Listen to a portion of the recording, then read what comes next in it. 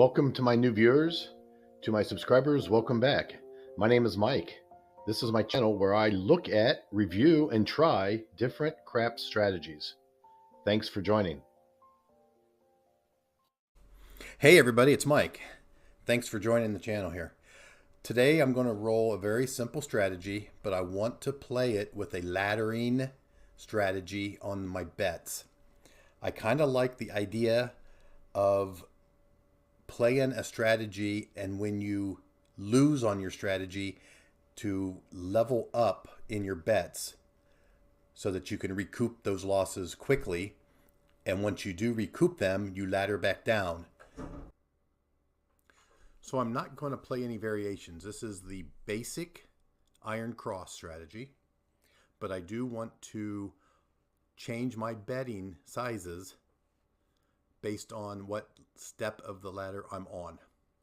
So first, let me show you the basic setup of the Iron Cross. So let's play at a $500 level. We'll go ahead and turn on our turbo mode. We'll turn our 6 and 8 on. We'll turn our bets on and always working. And basically what we're going to do is put $15 on the 5, 18 on the 6 and 8, 10 in the field. Okay? Now this is the basic Iron Cross.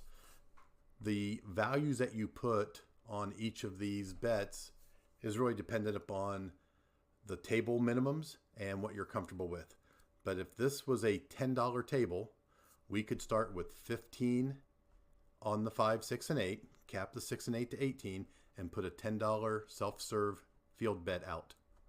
Now, anything that rolls except the 7, you're going to get paid on.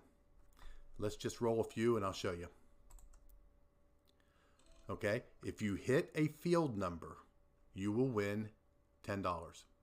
If you look at my table over here, a field number wins $10, a 5, 6, or an 8 wins $11.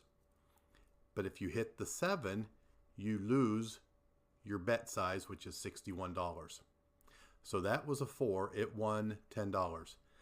And then don't forget, when you hit a 5, 6, or 8, your field bet comes down. You need to make sure you replenish that bet. If you get to playing quickly on a bubble craps machine, you may forget to put your field bet back on. Okay, so that roll was a 9. It's a field number, so it also wins $10. There's a 10, it wins $10. Let's see if we can't roll a 5, 6, or an 8. There's a 7 out, it loses $61. Okay, so if you look, you're now down $31. The way this strategy works on my laddering, I'm not martingaling, I'm not doubling the bets, I'm just going up to the next ladder. So the next step of the ladder is a $20 5, 6, and 8, cap the 6 and 8 at 24 with a $15 field bet. So if you're on bubble craps, just keep your $5 chip highlighted, and this is 4 units and 3 units. So 4 units, 1, 2, 3, 4. 1, 2, 3, 4, and it'll cap it for you. And then 3 units. Okay, so now you should have $83 in play. Now you want to roll at this level until you're back into a profit. Okay, so I need to make at least $31 back up before I ladder back down to ladder step 1. Let me roll a few times. Okay, so there's $13 on the 5. And remember, 5, 6, and 8, my field bet comes down. You got to make sure you replenish it. Okay, there's a 3. That's a field bet. So I win the $15. So field bet wins 15. 5, 6, and 8 wins 13. I still am $3 in the hole. I've got to stay at this level for another roll. And there's a 6. So now I'm back positive. I can go back down 1 step. In this case, back down to step 1. So I can basically go down. Step 1 is 15, or 3 units.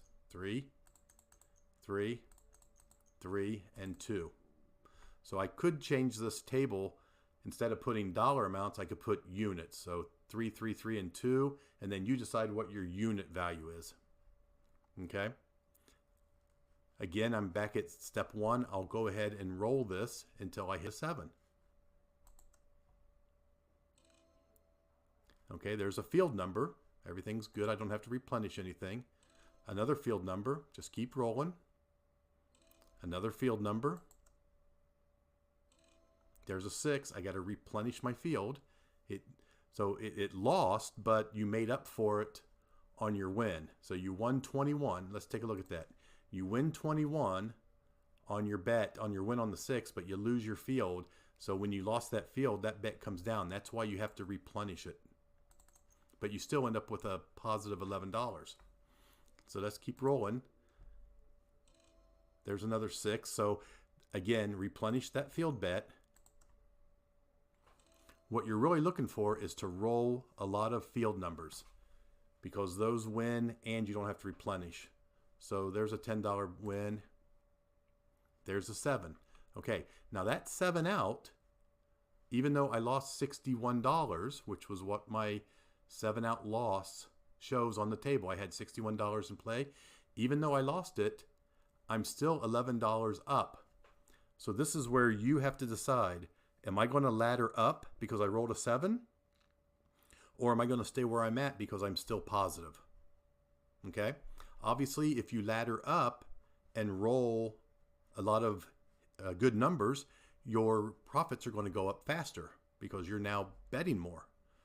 The con, the hole in this strategy is if you roll consecutive 7 outs.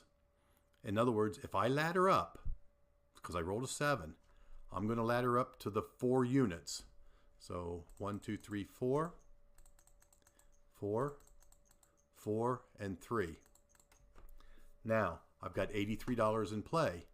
If I roll another 7, 2 7s in a row, it puts me into the hole very quickly. Or do I stay at level 1 and continue since I'm positive? I'm going to go ahead and stay. I'm going to ladder up to level 2.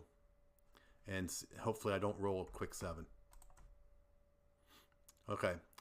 When I say I don't want to roll a quick 7, that doesn't mean craps you should roll a 7. So there's 2 7s in a row. That put me down negative 72, and I was at ladder 2. I'm going to go to ladder level 3, which is 5 units, 5 and 4 in the field. So 5, 5, 5, and 4 in the field. Okay. Now, obviously, if I roll another 7, 3 in a row, it's going to put me down another $105, which will put me down over $177. So I need to make up $72 very quickly and then ladder back down to ladder level 2. Okay, there's an 8. I win, but I have to replenish my field. Okay. $20 in the field. Replenish the field again. Okay, so I've made $30. I made another 15. There's $45. I still need to make $27 before I go back down to level 2. So this is the con. If you hit another 7 before you get back positive to level down, to layer down 1, you could dig a deeper hole. So I rolled a 5. That's a $15 win, but the 5, I lose my field. I got to replenish it. There's an 8. Now I'm positive $3. So why don't I go down to level 2? Okay. Level 2 is 20, 24, 24 on the 6 and 8, 15 in the field, total of $83. Let's go ahead and roll. Okay. That's a field number. It wins 15, and I don't have to replenish it. That's what you want right there. You want a 2 or a 12 because that pays double. Those always help. Okay, there's a 5, so I lose my field. I've got to replenish it.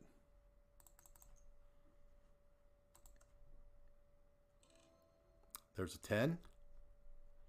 That's a field bet. I don't have to replenish it. There's a 4. That's a field bet. And as you can tell, even when the puck's off, I'm still working my bets. So I'm not following the puck at all. Okay, there's a 10, another $15. There's a 9, another field bet, $15. Okay, there's a 5. I win on the 5, I lose the field, so let's replenish the field. Now, I'm at level 2, and I've been at level 2 for a while, and I've pushed my profits up to 134. Conservativeness may kick in and say, let's go ahead and drop back down to level 1. Okay, $61 in bets in play, 15 on the 5, 18 on the 6 and 8, 10 in the field. It's really up to you on how you want to and when you want to ladder up and down. I'm going to go ahead and ladder back down because I've got a nice little profit here. I want to try to lock it in, and there's the 7 out. So that lost $61, but I'm still positive. So maybe I'll just hit the repeat button and stay at level 1. Okay, and there's another 7 out. I'm still positive, and I could go up and try to recoup that loss a little quicker. Okay, there's a 10. That's a field win. Another 10. There's 15. I'm back positive. There's a 7. I spoke too soon. I'm back negative.